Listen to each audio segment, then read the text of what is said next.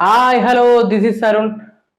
അങ്ങനെ സലാറ് കാത്തിരിപ്പിനൊടുവിൽ സലാർ റിലീസായി. ഇപ്പൊ സിനിമ കണ്ട് ഇറങ്ങിയതേ ഉള്ളൂ. ഫസ്റ്റ് ഡേ ഫസ്റ്റ് ഷോ കാണാനായിട്ടുള്ള ഒരു ഒറ്റ പേര് ഡയറക്ടർ പ്രശാന്ത് നീൽ. KGF ശേഷം അദ്ദേഹത്തിന്റെ ഒരു ഗ്രാഫ് നമ്മൾ കണ്ടിട്ടുണ്ടല്ലോ.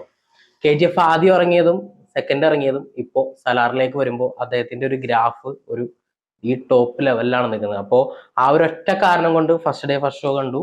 സിനിമയുടെ ക്യാമറ കൈകാര്യം ചെയ്തിരിക്കുന്നത് ഭുവൻ ഗൗഡ, അതുപോലെ തന്നെ എഡിറ്റർ ഉജ്ജ്വൽ, മ്യൂസിക് ചെയ്തിരിക്കുന്നത് രവി ബാസുരൂർ. പിന്നെ കാസ്റ്റിലേക്ക് വരുമ്പോൾ പ്രഭാസ്. നമ്മുടെ ബാഹുബലി ചെയ്തതിന് ശേഷം അദ്ദേഹത്തിന് കാര്യമായിട്ട് ഒരു ഹിറ്റൊന്നും ഇല്ലാതെ, പ്രത്യേകിച്ച് ആദിപുരുഷ് അതുപോലെ തന്നെ വന്ന സിനിമകളൊക്കെ അടിയുന്ന കാഴ്ചയാണ് നമ്മൾ കണ്ടത്. അപ്പോൾ സലാറിലേക്ക് വരുമ്പോൾ വലിയൊരു പ്രതീക്ഷ നിലനിൽക്കുന്നുണ്ടായിരുന്നു. പിന്നെ പൃഥ്വിരാജ് പൃഥ്വിരാജ് ഒരു ഗംഭീര, തുടക്കം മുതൽ അവസാനം വരെ ഒരു ഗംഭീര റോളാണ് ചെയ്തിരിക്കുന്നത്. പിന്നെ എന്താ പറയാ, ശ്രുതി ഹാസൻ, അതുപോലെ തന്നെ ജഗപതി ബാബു, ഈശ്വരി റാവു, എന്താ വെച്ച് കഴിഞ്ഞാല് പ്രഭാസിന്റെ അമ്മയായിട്ട് ചെയ്തിരിക്കുന്നത് അവരാണ്. ശ്രീയ റെഡ്ഡി, അങ്ങനെ കുറെ ക്യാരക്ടേഴ്സ് പോകുന്നുണ്ട്. സിനിമ എങ്ങനെയുണ്ടെന്ന് ചോദിച്ചു കഴിഞ്ഞാൽ എനിക്ക് ഒട്ടും ഇഷ്ടമായില്ല. കാരണം ഒരു മറ്റൊരു KGF എന്ന് വേണമെങ്കിൽ പറയാം. അത് KGF എന്ന് പറയാൻ കാരണം എന്താന്ന് വെച്ചാൽ KGF അതേ പാറ്റേൺ തന്നെ, കളർ പാറ്റേൺ, അതുപോലെ തന്നെ എഡിറ്റിങ്, മ്യൂസിക്, മേക്കിംഗ് എല്ലാം കൊണ്ടും ആ ഒരു സെയിം പരിപാടി തന്നെയാണ് പിടിച്ചിരിക്കുന്നത്. എന്നാൽ KGF അത്രയും സിനിമ ഉണ്ടോ എന്ന് ചോദിച്ചു കഴിഞ്ഞാൽ അത്രയും ഇല്ല എന്ന് വേണമെങ്കിൽ പറയാം. VFX ഒക്കെ ഭയങ്കര മോശമായിരുന്നു. കാരണം പ്രഭാസിനെ പോലും VFX ചെയ്ത് വെച്ചിരിക്കുന്ന ഒരു ലെവലിലാണ് എനിക്ക് പേഴ്സണലി തോന്നിയത്. സിനിമ കണ്ടുകൊണ്ടിരിക്കുമ്പോൾ പലപ്പോഴും ഭയങ്കര എന്തോ തലവേദന എടുക്കുന്ന പോലെയൊക്കെ തോന്നി. ഇതിന്റെ ടോപ്പ് ലെവലിൽ സിനിമ നിൽക്കുന്നത് BGM ആണ്. BGM ഒരു പരിധി വരെ ഒരു പോസിറ്റീവായിട്ട് നിൽക്കുന്നുണ്ട്. പക്ഷെ ഒരു ഘട്ടം കഴിയുമ്പോൾ BGM കൊണ്ട് നമുക്ക് ഭയങ്കര ഒരു അരോചകം പോലെ ഫീൽ ചെയ്യുന്ന ഒരു സ്ഥിതി ഉണ്ടായിരുന്നു.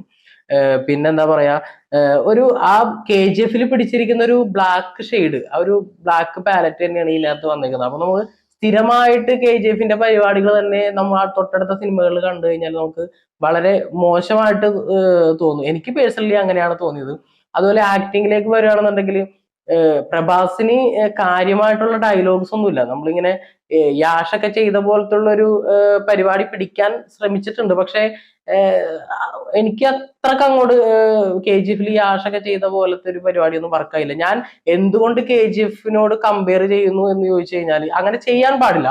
ഒരു സിനിമ മറ്റൊരു സിനിമയോട് കമ്പയർ ചെയ്യാൻ പാടില്ല എന്നുള്ളൊരു അഭിപ്രായക്കാരനാണ് ഞാൻ. പക്ഷെ ഈ സിനിമ KGF കമ്പയർ ചെയ്യേണ്ടി വരും. കാരണം അതേ മോഡലിലാണ് പിടിച്ച് വെച്ചിരിക്കുന്നത്. അപ്പൊ സ്വാഭാവികമായിട്ടും KGF കമ്പയർ ചെയ്യേണ്ടി വരും. പിന്നെന്താ പറയാ, ഇതിനകത്ത് പെർഫോമൻസ് നോക്കുകയാണെന്നുണ്ടെങ്കിൽ പ്രഭാസും പൃഥ്വിരാജ്, അതിന്റെ ഇടയിൽ ഇവരുടെ ഫാൻസിനെ, പ്രഭാസിന്റെയും പൃഥ്വിരാജിന്റെയും ഫാൻസിനെ തൃപ്തിപ്പെടുത്താൻ വേണ്ടിയിട്ട് അവരെ മെൻഷൻ ചെയ്തിട്ട് ഒരു ഡയലോഗ് വരുന്നുണ്ട്. അതൊരു ഫൈറ്റ് സീക്വൻസിന്റെ ഇടയിൽ വരുന്ന ഡയലോഗാണ്. ഭയങ്കര ക്രഞ്ചായിരുന്നു. ഭയങ്കര ക്രഞ്ച് എന്ന് പറഞ്ഞാൽ എനിക്ക് അയ്യേ എന്ന് തോന്നിപ്പോയി. കാരണം ഇങ്ങനത്തെ ഒരു പാൻ ഇന്ത്യൻ മൂവി, അത് പാൻ ഇന്ത്യൻ മൂവിയിൽ ഒരു വേറൊരു സാധാരണ ഒരു സിനിമയല്ല ഇത്. അപ്പോ അതിനകത്ത് ഇങ്ങനെ ഫാൻസിനെ തൃപ്തിപ്പെടുത്താൻ അവരെ മെൻഷൻ ചെയ്തിട്ടൊക്കെ നമ്മൾ ഈ ലോക്കൽ സിനിമകളിലൊക്കെ സൂപ്പർ സ്റ്റാറുകൾ സംസാരിക്കുന്ന പോലെ ഈ സിനിമയിൽ വന്ന് സംസാരിച്ചാൽ ഭയങ്കര ക്രഞ്ചായിട്ട് എനിക്ക് പേഴ്സണലി ഫീൽ ചെയ്തു. അതുപോലെ തന്നെ ഈശ്വരി റാവു, പ്രഭാസിന്റെ അമ്മയായിട്ട് ചെയ്ത ക്യാരക്ടർ, ഒരു പരിധി വരെ അവർ ആ ക്യാരക്ടർ പിടിച്ചിട്ടുണ്ട്. പക്ഷെ ഭയങ്കര ലൗഡായിട്ടാണ് അവർ ഈ തുടക്കം മുതൽ അവസാനം വരെ പെർഫോം ചെയ്തിരിക്കുന്നത്. അവരുടെ ലൗഡ്നെസ് ഇങ്ങനെ സംസാരിച്ച് പോകുമ്പോൾ തന്നെ നമുക്ക് തലവേദന എടുക്കും. ആ രീതിയിൽ ഇങ്ങനെ ഫുൾ ടൈം ഇങ്ങനെ ലൗഡായിട്ട് സംസാരിച്ചിട്ട് പോവുക. അതുപോലെ തന്നെ പിന്നെ ജഗപതി റാവു വളരെ കുറച്ച് ഉള്ളൂ, പക്ഷെ ഇമ്പോർട്ടന്റ് ആയിട്ടുള്ള ഒരു ക്യാരക്ടറാണ്. അദ്ദേഹം നന്നായിട്ട് ചെയ്തിട്ടുണ്ട്. പിന്നെ ശ്രീയ റെഡ്ഡിയും ഒരു പരിധി വരെ ഇതുപോലെ തന്നെ ചെയ്തിട്ടുണ്ട്. പക്ഷെ ഒരു പരിധി കഴിയുമ്പോഴെല്ലാം ഭയങ്കര ഓവറായിട്ട് ഫീൽ ചെയ്യുക. ശരിക്കും പറഞ്ഞ ഒരു പാരലൽ വേൾഡിൽ സംഭവിക്കുന്ന ഒരു പാരലൽ യൂണിവേഴ്സിൽ സംഭവിക്കുന്ന ഒരു കഥ പോലെ എനിക്ക് തോന്നി. അപ്പോൾ ചിലപ്പോൾ ചോദിക്കും, KGF അങ്ങനത്തെ ഒരു സിനിമയല്ലേ, ഒരു ശരിക്കും നടക്കുന്ന ടൈപ്പ് സിനിമയാണോ എന്നൊക്കെ ചോദിക്കും. പക്ഷെ KGF ഒക്കെ നമ്മൾ കണ്ടുകൊണ്ടിരിക്കുമ്പോൾ അത് ആ ഒരു ഒഴുക്കിൽ നമ്മൾ ഇങ്ങനെയാണ് സിനിമ എന്ന് നമ്മൾ മനസ്സിൽ ഉറപ്പിച്ചിട്ടാണ് നമ്മൾ പോയി കാണുന്നത്.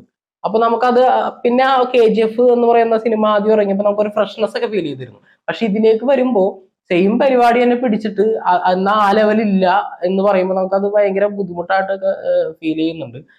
സിനിമയുടെ ഒരു പ്രധാന ത്രെഡ് എന്ന് പറയുന്നത് അധികാരം തന്നെയാണ്. ഇപ്പൊ KGF-ലുള്ള പോലെയൊക്കെ തന്നെ ഒരു അധികാരം പരിപാടികളൊക്കെ തന്നെയാണ്. അധികാരത്തിന് വേണ്ടി അധികാരത്തിന്റെ ഒരു പ്രതീകമാണല്ലോ കസേര. അപ്പോ അധികാരം, അതുപോലെ തന്നെ ബഹുമാനം, അടിമത്വം, ഈ പരിപാടികളൊക്കെ വെച്ചിട്ട് തന്നെ ഉള്ളൊരു ത്രെഡാണ്. അപ്പോ അതിന് വേണ്ടിയിട്ട് കുറെ ആളുകൾ കസേരയ്ക്ക് വേണ്ടി പ്രയത്നിക്കുക, അങ്ങോട്ടും ഇങ്ങോട്ടും തമ്മിൽ തല്ലുക, ഇതൊക്കെ തന്നെയാണ് സിനിമയുടെ പ്രധാന ത്രെഡ്.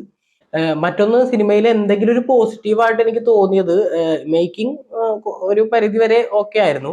ഫൈറ്റ് സീക്വൻസ് ഒക്കെ കുറച്ചുകൂടി നന്നായിരുന്നു എന്ന് എനിക്ക് തോന്നി.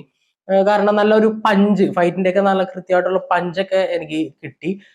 പക്ഷേ VFX ഞാൻ തുടക്കത്തിൽ പറഞ്ഞ പോലെ അതിൽ എടുത്തു പറയേണ്ട ഒരു സ്ഥലം, ഒരു റഷ്യൻ ആർമി, വിദേശികളെ കൊണ്ടുവന്നിട്ട് കുറച്ച് ആർമി പരിപാടികളൊക്കെ സെറ്റ് ചെയ്തിട്ടുണ്ട്. അപ്പോൾ അതുപോലെ റഷ്യൻ ആർമി, അങ്ങനത്തെ കുറെ പരിപാടികളൊക്കെ വരുമ്പോൾ ഭയങ്കര, നമ്മൾ ഈ എന്താ പറയാ വീഡിയോ ഗെയിമിലൊക്കെ കാണുന്ന ഒരു ബാക്ക്ഗ്രൗണ്ട്, അതൊക്കെ വളരെ കൃത്യമായിട്ട് നമുക്ക് ആർക്കും മനസ്സിലാക്കാൻ കഴിയുന്ന ടൈപ്പ് മോശം VFX ആയിട്ടാണ് എനിക്ക് തോന്നിയത്. ടോട്ടലി എന്നെ ഒരു രീതിയിലും എന്താ പറയാ എൻഗേജിങ് ആക്കാത്തൊരു സിനിമയായിട്ടാണ് എനിക്ക് തോന്നിയത്. തുടക്കത്തിലൊക്കെ പിന്നെ നമുക്ക് ഓക്കെ ഒരു ഫീൽ ആയി, പോകും തോറും സെയിം പരിപാടി തന്നെ ഇങ്ങനെ പോയിക്കൊണ്ടിരിക്കണം. അപ്പോൾ ഭയങ്കര ഒരു അരോചകമായിട്ട് എനിക്ക് ഫീൽ ചെയ്തു.